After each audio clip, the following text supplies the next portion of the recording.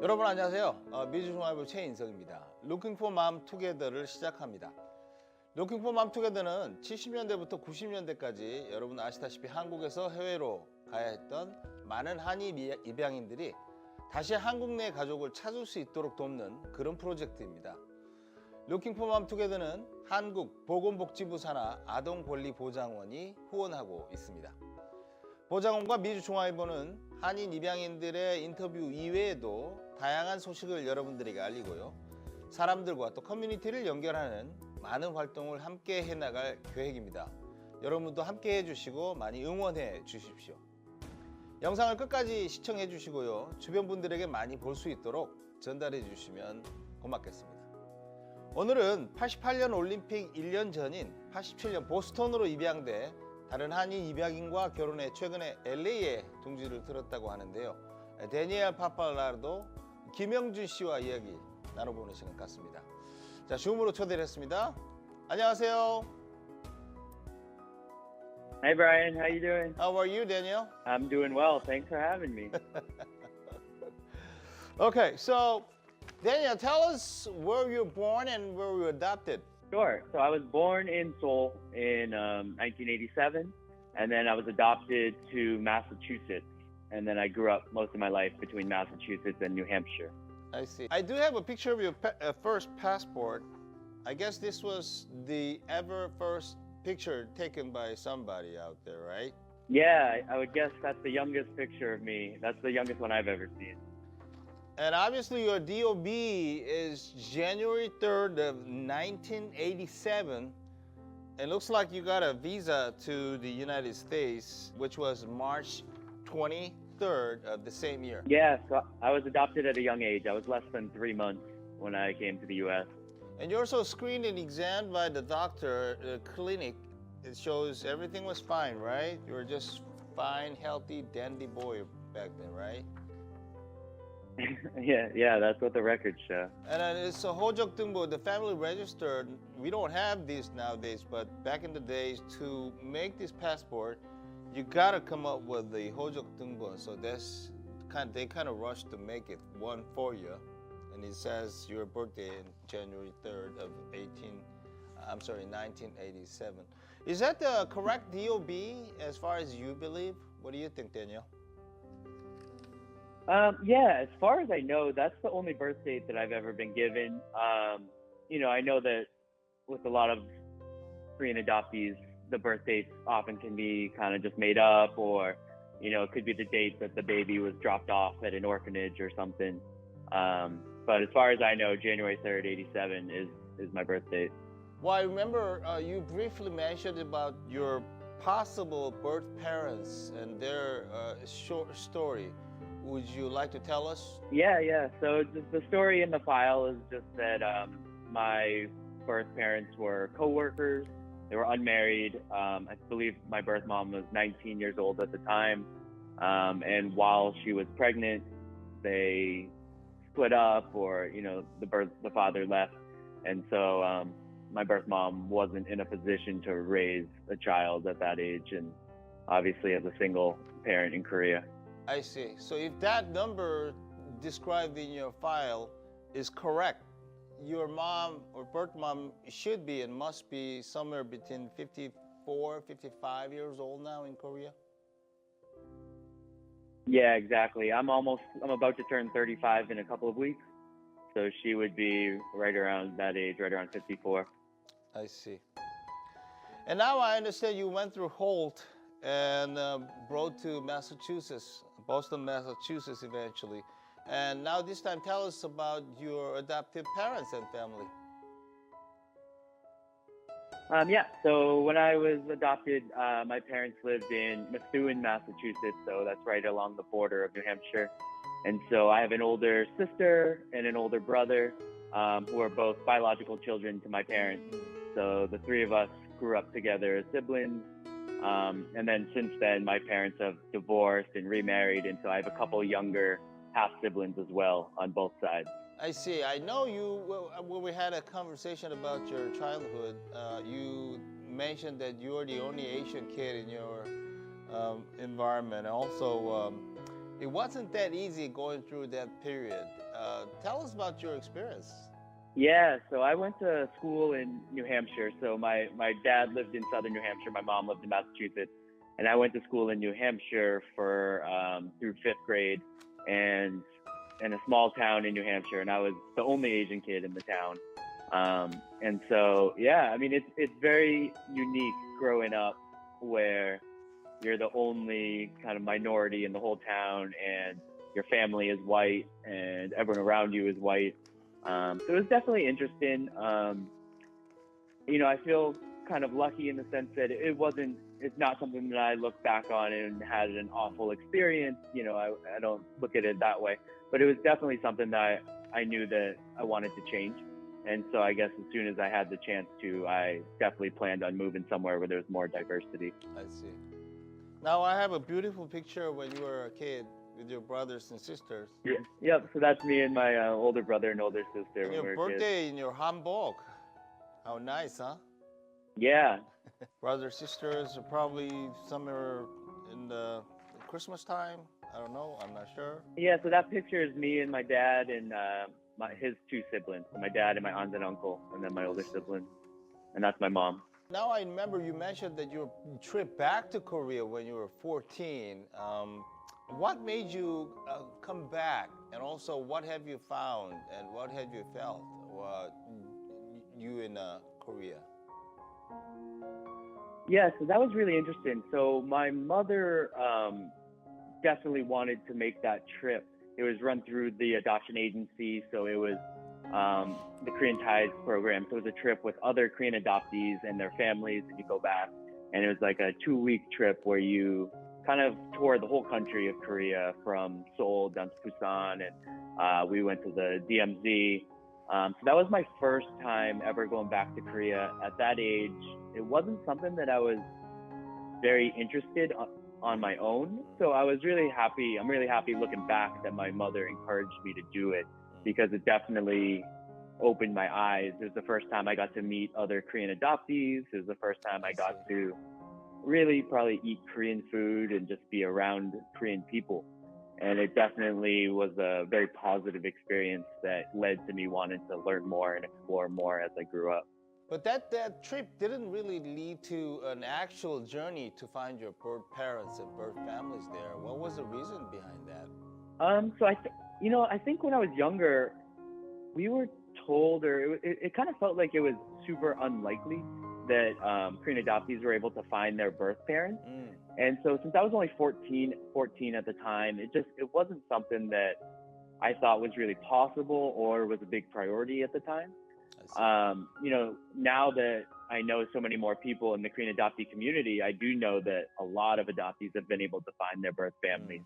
And so it's definitely something that I became more interested in as I got older and a little bit more mature, and realized that it was a real possibility to search for them and hopefully to find them. I see. I'm glad you decided to do so.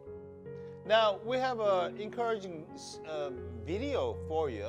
Obviously, this wonderful local elected official decided to make something for you. Are you ready to watch this?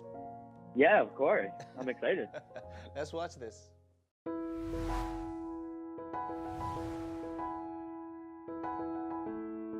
Hello everyone, I'm Sunny Park, Mayor Pro Tem of Buena Park. When I heard the story of Daniel, I was very moved. I commend Daniel for his personal accomplishments despite all odds against him, and congratulate him on his wedding with his lovely wife. 안녕하세요. 박영선 부에나파크 부시장입니다. 한국에서 입양아 찾기를 돕는 아동권리보장원의 노고에 감사드리고, 중앙일보에서 하시는 이렇게 좋은 프로젝트에 힘을 보태게 되어서 영광입니다. 저는 우리 한인사회 여러분들과 함께 한인 입양아들이 한국에서 가족들을 꼭 찾으실 수 있도록 최선을 다해서 돕겠습니다. It is so important for all of us, Korean Americans, to stand with Daniel and those who were adopted from Korea and pursue their lives in the U.S. It was not their choice to be relocated here, but the fact that they are doing their best to become productive members of the society is so inspiring to all of us. Their contribution to the community should be recognized and commended. I hope that all of us can help in any way we can to find their natural parents in Korea. I'm also very happy to see the Adoptee Citizenship Act of 2021, Bill number 967, being introduced on March 25th, 2021, to amend U.S. immigration law to fix the loophole denying automatic U.S. citizenship to thousands of inter-country adoptees who were adopted by U.S. citizen parents. Many Korean adoptees were deported from the U.S. back to South Korea under the current law. We should closely monitor this bill until it is passed by Congress and signed by the President.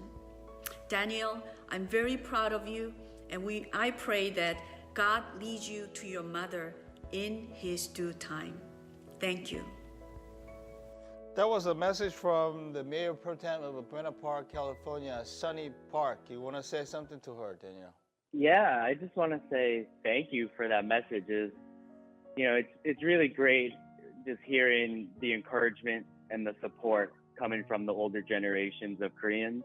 That's one thing that I've been very appreciative of just throughout my life.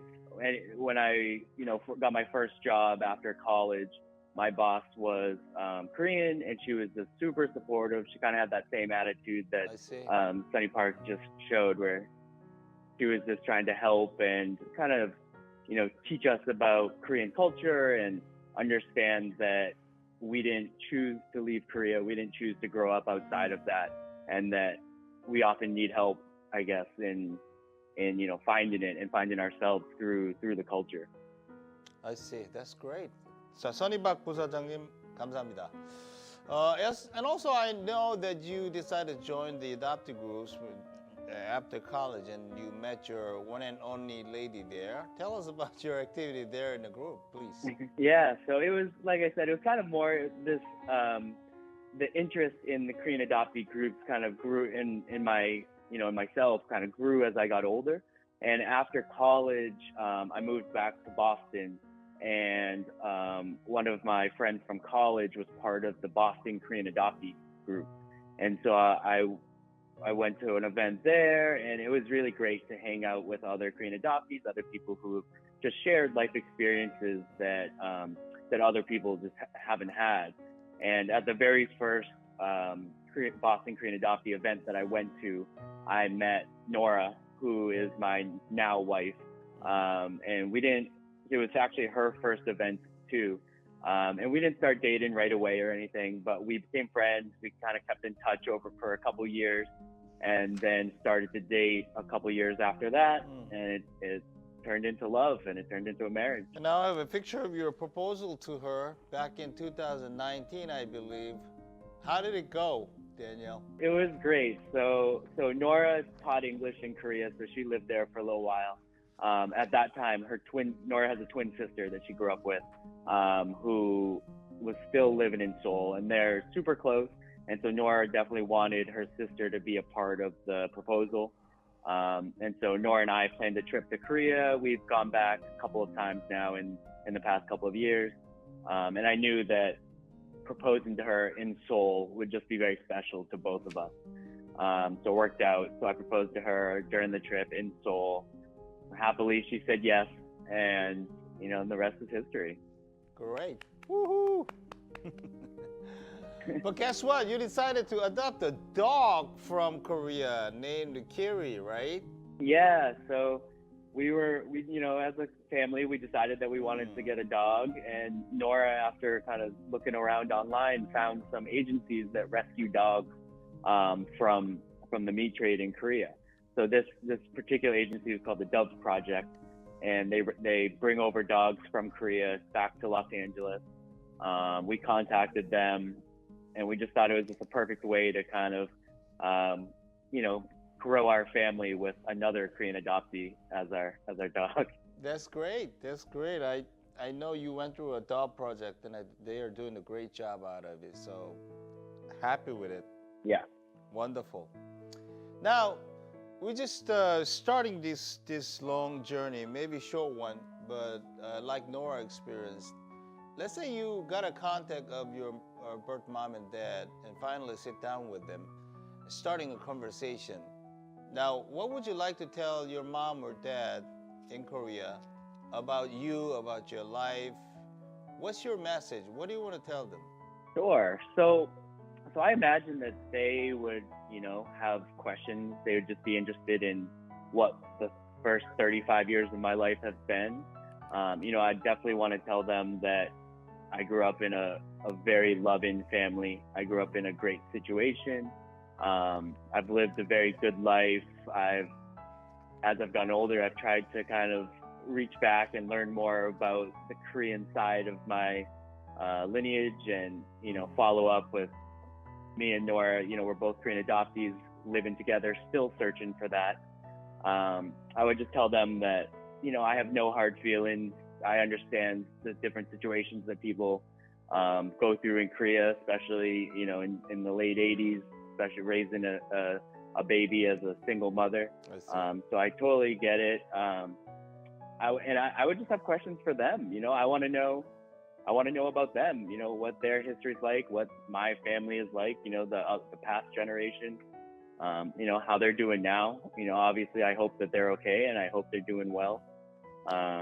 But I would definitely love to meet them if possible. Sure, that moment will happen and happening right in front of you in the near future. Now, I understand that you went through a DNA test, and I'm not sure where you submitted your DNA sample to National Police System in Korea. What were your DNA tests about, and did you get any result of it? So I've done a couple different DNA tests. I've done 23andMe, and then I did the family tree DNA test through the big Korean adoptee national group.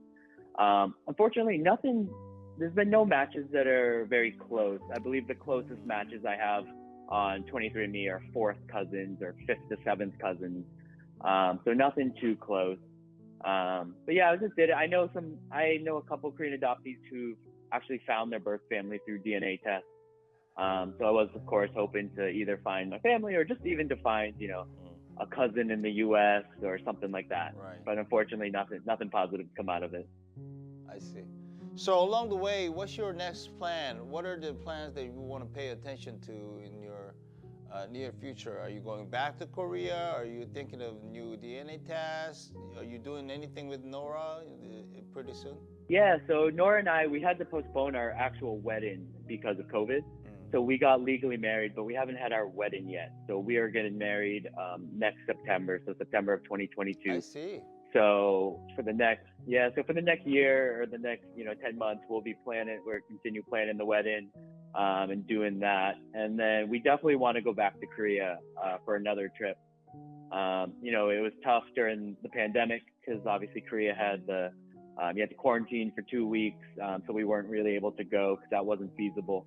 But as soon as hopefully the pandemic is over and we can go back and make another vacation / trip to Korea, to Nora's birth families in Korea, and then that's obviously the best place for me to continue searching. So that's definitely on our goal for as soon as the country opens back up. I'm excited for your plan. All right, nice talking to you, Daniel. We'll keep in touch, and hopefully I will be invited to your wedding, right? Yeah, of course, of course. All right, bye, Daniel. Thank you. Bye. Thank you. Thanks for having me. 다니엘 파플라도 보스턴으로 입양돼 현재 LA에 거주하고 있는 김영준, 다니엘 파플라도 씨와 이야기 나눠봤습니다. 김영준 씨는 결혼도 다른 입양인 노라라고 하는 분과 여성분과 했다고 하죠.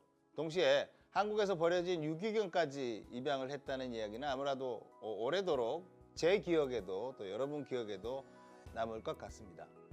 김영준 씨가 잊혀진 가족을 반드시 다시 만날 수 있도록 여러분들이 좀 도와주십시오.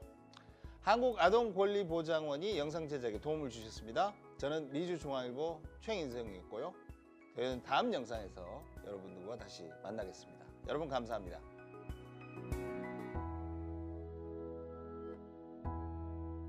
Hello everyone, it's a pleasure to meet you. My name is Yoon-hemi and I am the president of National Center for the Rights of the Child, also known as the NCRC. The NCRC is the one and only government institute in Korea responsible for developing and implementing child policies and child welfare related projects. Well, every year we handle about 2,000 requests from adoptees to find their birth families and support them with our post-adoption services. Well, we are working diligently and we are here to listen to you and to help you navigate the search process in any way we can. We are working to enhance the adoption information disclosure system as well as the laws and system in Korea so that adoptees wishing to reunite with their birth families can access necessary information with ease. We will also expand the DNA test program to help more adoptees with little records about their birth parents successfully reconnect with their birth families. We are always here to help you find your family. We want your search to be successful. We are working closely with the government and the other agencies and are supporting network building for the adoptee communities. The NCRC and Korean government will continue to listen to you and aid your journey to reconnect with your birth family. Thank you. 감사합니다.